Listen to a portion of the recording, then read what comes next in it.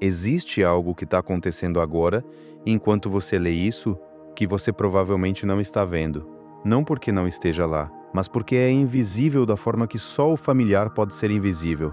Tão presente, tão constante, tão integrado ao cotidiano, que parou de ser percebido como algo separado da própria vida.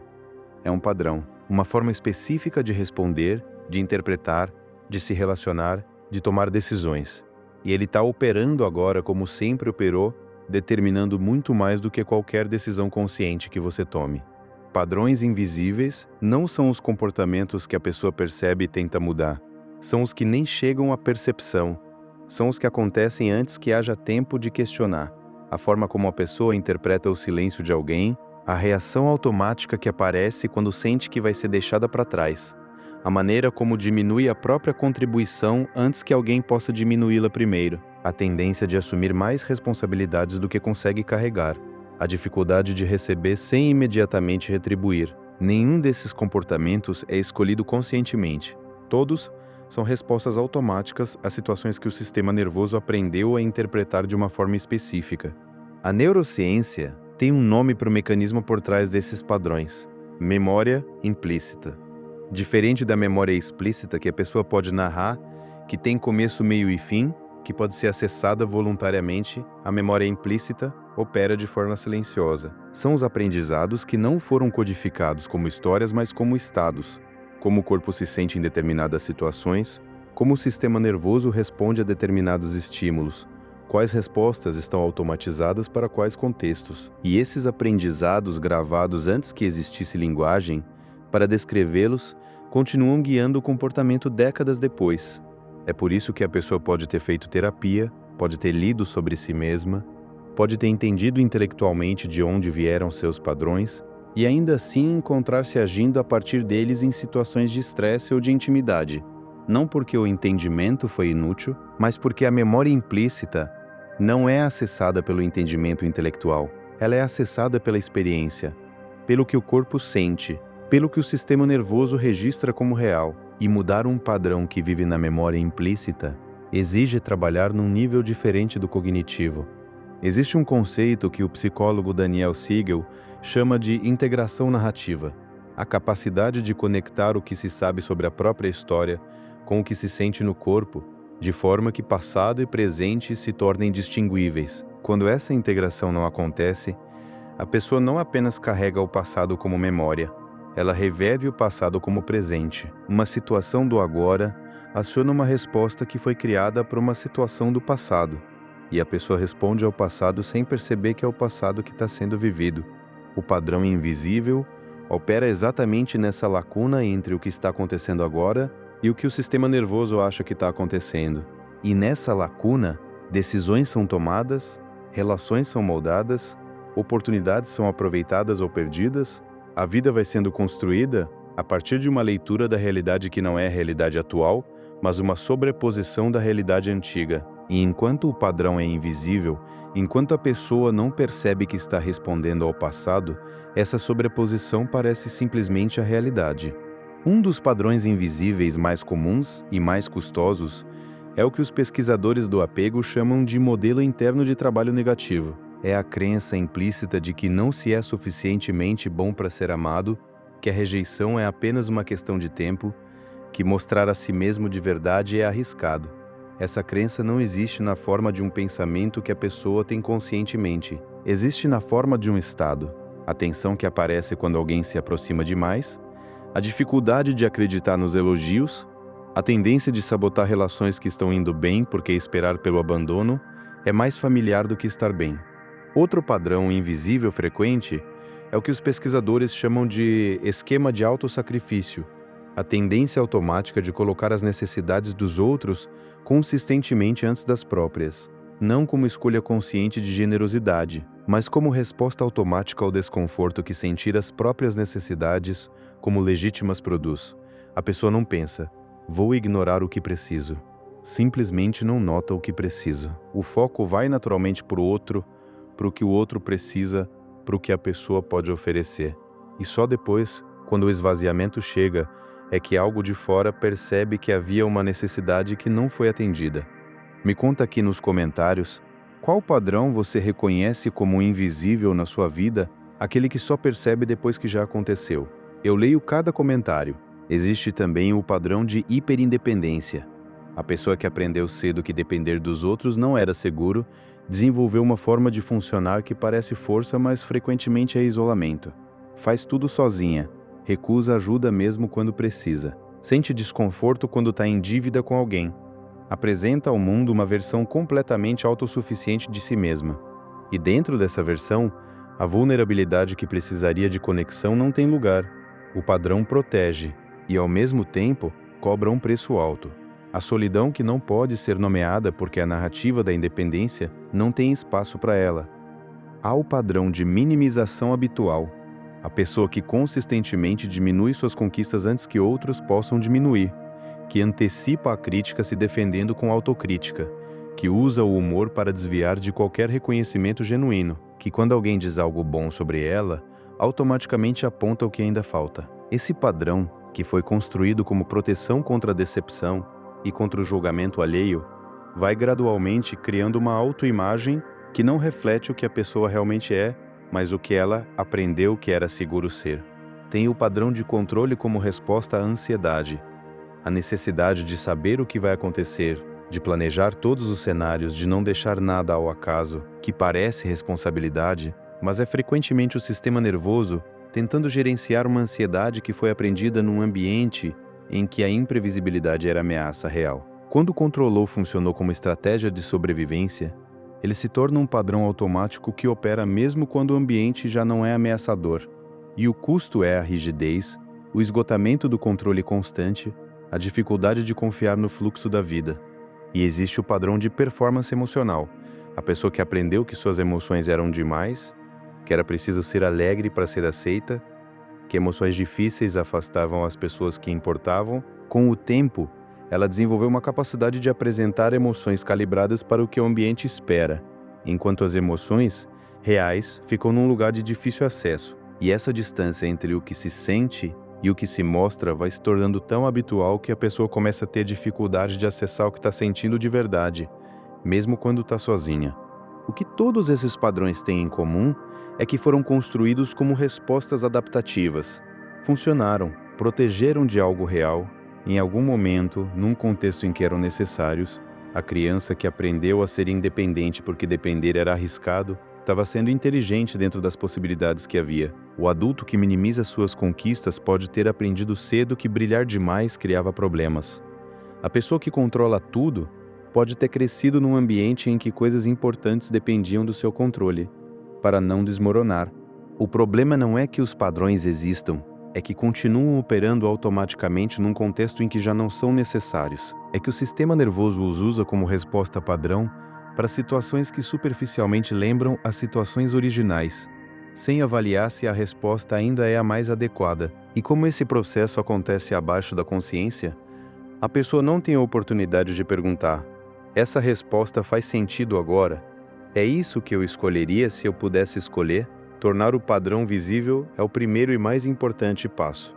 Não para se julgar por tê-lo, não para se livrar dele de uma hora para outra, mas para que, pela primeira vez, exista a possibilidade de uma escolha onde antes havia apenas automatismo.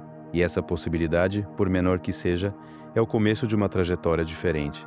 Existe algo sobre como os padrões invisíveis afetam as escolhas profissionais que raramente é discutido. A pessoa que tem um esquema de defectividade, a crença implícita de que há algo fundamentalmente errado com ela, frequentemente sabota as oportunidades de crescimento profissional antes que qualquer fracasso externo possa confirmá-la. Recusa promoções porque acha que não vai dar conta, não se candidata a posições que claramente poderia ocupar, minimiza suas contribuições em reuniões, entrega menos do que poderia porque inconscientemente tem medo de que o máximo não seja suficiente. E olhando de fora parece falta de ambição. Olhando de dentro, é uma proteção muito bem construída contra a dor antecipada, de tentar e confirmar o que já acredita sobre si mesma. Há também o padrão de hipersensibilidade à crítica, que opera de forma invisível em muitas relações e contextos de trabalho. A pessoa não apenas recebe crítica como informação, ela recebe como confirmação de algo que teme sobre si mesma. Uma observação de melhoria se torna uma acusação. um feedback se torna uma rejeição. E porque a resposta emocional é desproporcional ao estímulo, a pessoa frequentemente não consegue usar as informações que a crítica oferece para crescer. Vai para o modo de defesa ou de colapso, e a oportunidade de aprendizado se perde junto com o custo relacional de uma reação que parece exagerada para quem está de fora. Existe algo sobre padrões e dinheiro que merece atenção específica.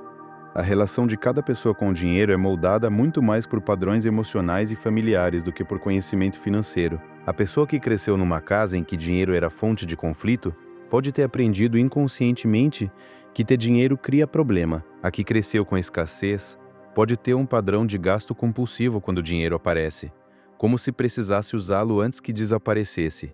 A que aprendeu que dinheiro é perigoso pode sabotar consistentemente situações em que poderia ganhar mais. Esses padrões não são sobre falta de disciplina financeira. São sobre o significado emocional que o dinheiro carrega. Tem algo sobre o padrão de postergação da própria vida que é especialmente sutil e especialmente custoso. A pessoa que vive esperando as condições certas para começar a viver de verdade. Quando terminar o estudo. Quando conseguir o emprego certo. Quando a relação estiver estabelecida. Quando os filhos crescerem. Quando a saúde melhorar.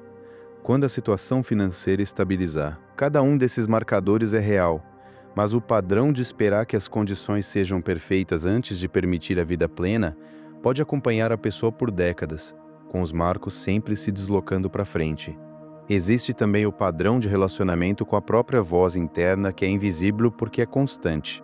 A maioria das pessoas tem uma narradora interna que não foi escolhida conscientemente. Ela faz comentários sobre tudo, sobre o que a pessoa faz, sobre o que deixa de fazer, sobre como os outros a veem, sobre o que vai acontecer. E quando essa narradora é consistentemente crítica, consistentemente ansiosa, consistentemente comparativa, ela cria um ruído interno que drena energia e distorce a percepção da realidade de forma constante. A pessoa que não percebe o tom dessa narradora não percebe o quanto de sua visão de si mesma e do mundo está sendo filtrado por ela. Há algo sobre como os padrões invisíveis afetam a saúde física que a medicina psicossomática documenta de forma consistente. O sistema nervoso sob padrões de alerta crônico, hipervigilância, supressão emocional constante, mantém o corpo em estados de ativação que têm consequências físicas mensuráveis: tensão muscular crônica, alterações imunológicas, distúrbios do sono, problemas digestivos, não porque a causa seja apenas emocional e não seja real, mas porque mente e corpo não são sistemas separados. E padrões que operam num nível, operam no outro também. E existe algo sobre o custo relacional dos padrões invisíveis, que é talvez o mais imediato e o mais concreto. Quando duas pessoas interagem, cada uma a partir dos seus próprios padrões invisíveis, as dinâmicas que surgem não são apenas o resultado das duas personalidades em contato. São o resultado de dois sistemas nervosos, cada um com seus mapas, seus esquemas, suas respostas automatizadas, interagindo de forma que frequentemente nenhum dos dois está gerenciando conscientemente. E é por isso que relações que começam com muito afeto podem ir para lugares tão difíceis tão rapidamente, e que as mesmas discussões tendem a se repetir com variações do mesmo tema. Por fim, há algo sobre o que está disponível do outro lado de tornar os padrões visíveis que vale nomear como horizonte concreto. Não perfeição, não ausência de padrão. O sistema nervoso sempre vai ter tendências, sempre vai ter respostas mais automatizadas do que outras. Mas a diferença entre operar completamente no automatismo e ter algum grau de percepção e de escolha é a diferença entre ser levada pela corrente e saber nadar. Não é que a corrente desaparece, é que a pessoa passa a ter alguma agência dentro dela. E essa agência, por menor que pareça de fora, muda completamente a experiência de estar viva. Existe algo sobre como os padrões invisíveis moldam a forma como a pessoa pede e recebe. A que aprendeu que pedir cria problema não pede, mas ressente quando não recebe. A que aprendeu que receber cria dívida imediatamente, retribui para zerar o equilíbrio, sem espaço para simplesmente receber. A que aprendeu que suas necessidades são excessivas não as nomeia, mas as comunica de formas indiretas que frequentemente não são compreendidas, e então conclui que ninguém se importa. Esses padrões de pedir e receber, invisíveis porque parecem apenas a forma como as coisas são, moldam de forma profunda a qualidade da intimidade disponível em qualquer relação. Há também algo sobre o padrão de evitação do conflito que cria um custo específico e consistente. A pessoa que aprendeu que conflito é perigoso, que voz alta demais, que impor a própria perspectiva cria consequências difíceis, essa pessoa desenvolveu uma variedade de estratégias para evitar o confronto. Concordar sem concordar, ceder antes de ser pedida para ceder, desaparecer emocionalmente quando a tensão aumenta, usar humor para desviar de conversas difíceis. Cada uma dessas estratégias evita o conflito imediato, e cada uma vai acumulando, na relação, tudo que não foi dito, não foi negociado, não foi resolvido, até que o peso do acumulado cria uma distância que é mais difícil de atravessar do que qualquer conflito direto teria sido. Tem algo sobre a relação entre padrões invisíveis e a dificuldade de tomar decisões que é importante nomear. A pessoa com um esquema de vulnerabilidade ao dano pode postergar decisões indefinidamente porque qualquer escolha parece potencialmente catastrófica. A que tem um esquema de dependência pode não conseguir decidir sem consultar exaustivamente o que os outros acham. A que tem um esquema de subjugação pode decidir consistentemente a favor do que percebe que o outro quer, sem contato com o que ela mesma quer. Nenhum desses padrões de decisão é escolhido conscientemente. Todos são respostas automáticas que foram construídas em contextos em que faziam sentido.